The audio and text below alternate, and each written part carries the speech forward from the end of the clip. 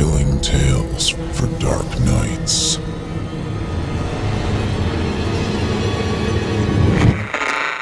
Want to make sure you never miss a Chilling Tales for Dark Nights video again?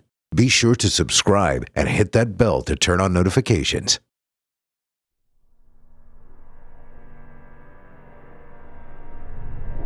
On March 15th, 2018, I received the phone call that changed my life.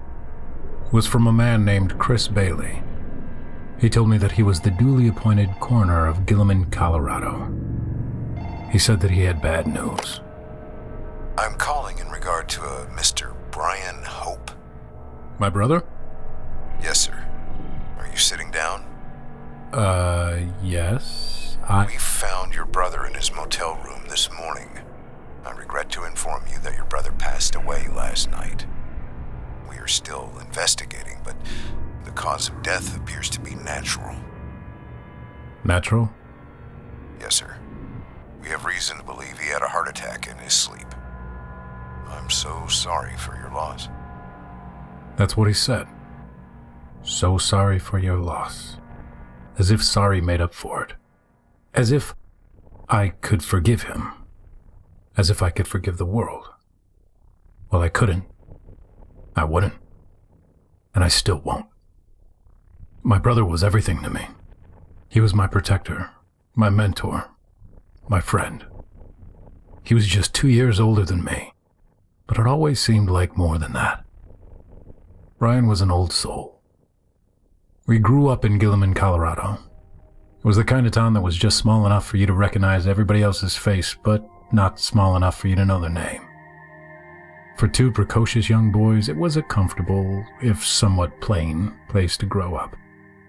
Our world was one of summer days spent playing in the woods, winter nights spent hoping for snow days, and year-long suburban hijinks. And when I think back to childhood, I remember the good times with my brother. Once, Brian and I were riding razor scooters down the hill at the bottom of our street, and we crashed into one another. Brian had a nasty cut on his forehead, but he still spent the next week pampering me and helping me tend to my road rash. All he cared about was whether I was okay. He was almost like a second father to me. Our actual father disappeared when we were young, under mysterious circumstances. It was very sudden, and it threw our family for a loop. Our mom did her best, but she was never cut out for being a single mother. When I was 10, we left Gilliman. After that, we moved across the country a bunch. My mom was always looking for work, mostly because she got fired from every job she had. And she was a little slow and enjoyed her evening martinis a little too much. She used to joke that she shouldn't have taken my father's name, Hope, because ever since she did, it was the only hope she had left. That joke was pretty funny until I was 13. Around that time, she drank herself stupid and wandered onto a highway in the middle of the night. They said the guy that hit her was high on some manufactured drug. But I don't blame him too much. It was partially her fault for getting plastered and wandering away like that. Still, it was rough after she was gone. Rest in peace, Mom. Hope you're happier now, wherever you are. Shortly after Dr. Bailey called, I received an email containing a copy of Brian's autopsy report. It confirmed what Dr. Bailey suspected. Brian's heart gave out. One too many cheeseburgers, I guess. Brian had certainly put on the pounds in his later years. Work had gotten pretty stressful for him. For both of us, really. Brian's was an editor of the local rag, a paper called the Humboldt Gazette. It's no Times, just a mid-sized operation, but he practically carried it on his back. That's why he had gone back to Gilliman. He wanted to take a break from the hustle and bustle of the city. He wanted to relax for a while and enjoy the country life. He told me that he had fond memories of the time we spent there as kids. He also told me that Gilliman was a funny place, the kind that always sticks in the back of your head. I always wanted to go back, see the house we lived in when Dad was still around, see if anybody remembers him. That's what Brian said before he booked his plane ticket to fly out there. He didn't say what I knew he meant. He wanted to go back and see if he could find out what happened to Dad. Brian had always said he was curious about it. He always said that it didn't make sense he would just up and leave us like that. Mom hadn't started drinking until after he disappeared. As far as we knew, they had a happy marriage. Mom never made us think differently. It's always bothered me, Roger. Maybe he's still out there. Maybe I could find him. Make him explain why he abandoned us like that. Brian was the most determined man I ever met. After Mom died, Brian took care of me. He dropped out of school so he could work 2 jobs. I tried to drop out too, but he wouldn't let me. He said I had to make grades so I could get into a good college. So I worked my ass off. I got the grades. I got a good scholarship. Brian was proud as hell of me. The day I got my acceptance letter to NYU, he was so happy. That afternoon, he bought me my first beer and we watched baseball on TV. The Rockies lost, but I'll remember that beer forever. That first beer led me to try a second. And that second led me to a third. And before I knew it, it was finals time for my first semester of college, and I was spending every night chugging cheap beer or cheaper whiskey. Brian wrote me letters telling me that he was so proud of me. Telling me that I was going to make the world a better place. Stupid Brian. He didn't even know his brother was a hopeless alcoholic failure. I was too much of a screw-up to pass a single class. I didn't even go to most of my finals. College wasn't right for me. I dropped out after that semester. Brian was mad at first, but I think he realized I just wasn't ready for the real world. We both got jobs. He spent his days at a construction site and I spent my nights as a mall security guard. Neither job was particularly fulfilling. Brian was so exhausted that most nights he passed out in front of the TV as soon as he got home from work. My job wasn't a lot better. Late night security consists mainly of trying not to fall asleep and watching the clock hands traverse their usual path. I spent a lot of those nights writing bad poetry and worse short stories. We lived in a crappy apartment, drank crappier beer, and watched even crappier baseball. Over time, Brian pulled himself together. He got his GED. He got a degree from community college. Then he got a bachelor's from Northwestern in journalism. Brian was a smart son of a gun. He got a big job doing investigative reporting for the Times. I stayed in our small apartment working dead-end jobs and drinking. Sooner or later, we got old. Brian started his own paper with a buddy. They hired me on as a lifestyle journalist. Even if I couldn't make it through a year at NYU, I could still pen a few words about local animal shelters and massage parlors. And after a few years, Brian got tired. You could see it in the bags under his eyes. He had been working so hard for so long. Everybody told him to relax, to take some time off. Brian listened. He took that trip to Gilliman. And then I got the call from Dr. Bailey. Just like that, the man who had given me so much was taken away from me. Dr. Bailey said he would arrange for the body to be sent to us in a freezer truck so I could arrange for a proper funeral. Brian's business partner and I made all of the arrangements. Planning a funeral isn't as hard as it used to be. Nowadays, you tell them your price range, they try to make you spend more, you say no thank you, and then you're on your way. I'd be lying if I told you that I was okay. And my stomach still feels like it's full of 100 twisting worms. It's hard to eat or sleep. I always thought that Brian would be there forever. Suddenly, he isn't there to talk to when I'm bored. There is no one to call when I want to complain about the Rockies or my newest column. I'm alone. Sure, I have friends, but nobody like Brian. His body arrived 3 days after the coroner called. I saw it myself. We put it in the ground a few days later. Almost 100 people RSVP'd to the funeral. And the man was beloved by all. I'm sure it was a great service.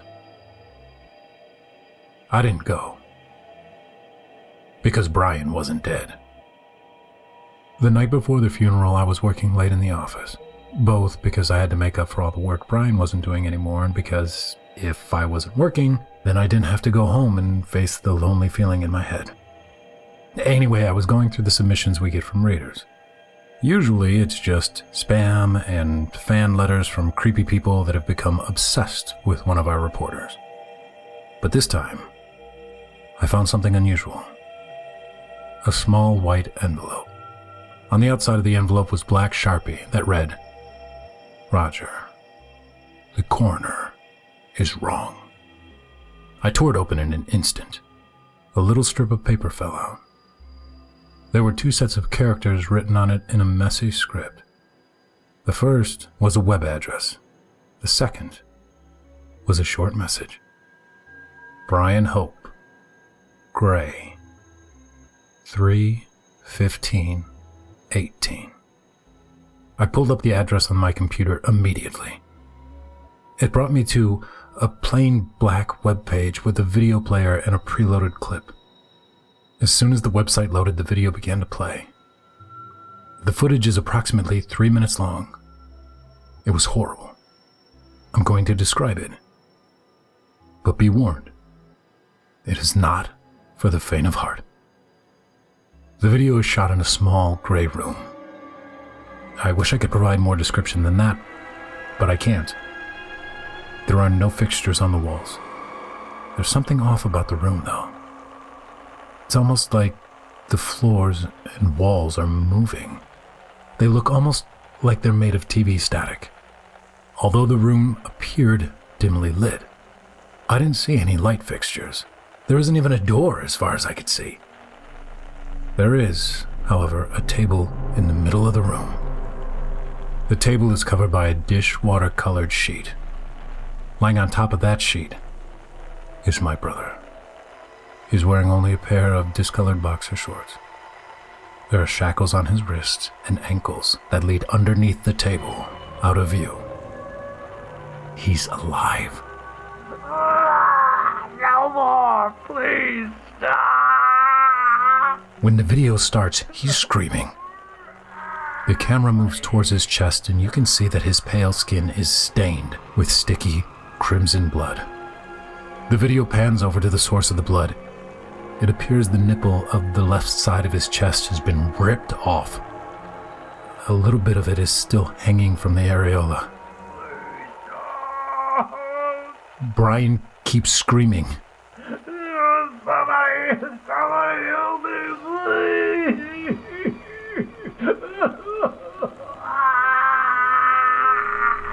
The shot cuts out for a second, and then cuts to a figure standing in front of the table. It's standing near his legs and appears to be surveying him. Please stop. Somebody help me, please. Brian is still screaming. The figure is near silhouetted by the strange lighting in the room. It's hard to make out any of its features. It looks just like a gray mass in a loose humanoid shape. As the camera pans past the figure, you can see Brian's hands. They too are bloody, a result of having had most of his fingernails ripped out. There's a loud buzzing noise in the background, like the sound of white noise. The figure holds up an object. Unlike the body of the figure itself, the object is easy to see in the light. It's a hammer.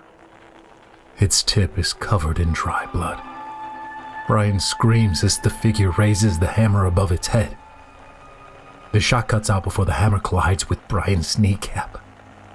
The screen stays black for a few seconds, and then it cuts to a shot of the wall. This is the shot that made me think it was like static electricity. As the camera pans to the right, it feels like I'm looking at dead air. But then the camera comes to a framed picture. It's not so much hanging from the wall as it's floating in front of it. The framed picture is familiar, although I haven't seen it for almost 15 years. It's a photo of my family. My mom, my dad, Brian and me. All from when I was only 2 years old. We used to hang this picture above the fireplace, except the photo has been altered. Someone has scribbled over Brian and my father's faces with a black marker. After a moment of focusing on this photograph, Brian is heard screaming in the background. He yells, "Please stop. Somebody help, please." Then, for just a moment, the video cuts to a face. It is entirely gray and expressionless. In that moment, the buzzing noise was deafening. Then the video shut off. As soon as it ended, the website crashed. The link no longer displays the video. Now it just goes to an unowned domain. None of this makes sense.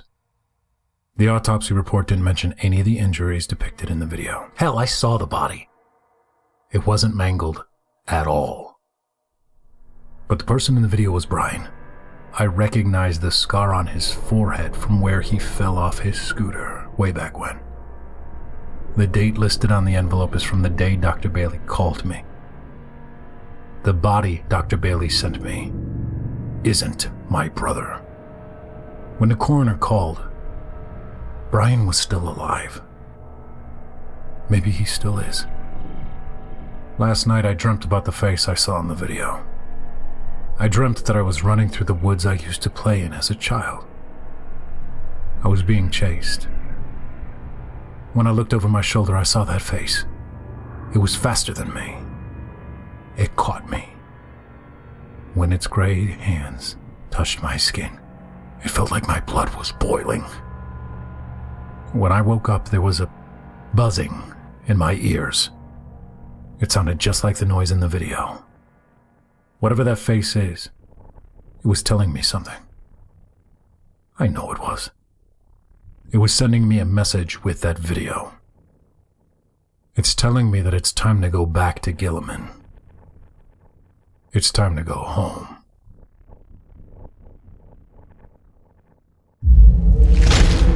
Chilling tales for dark nights.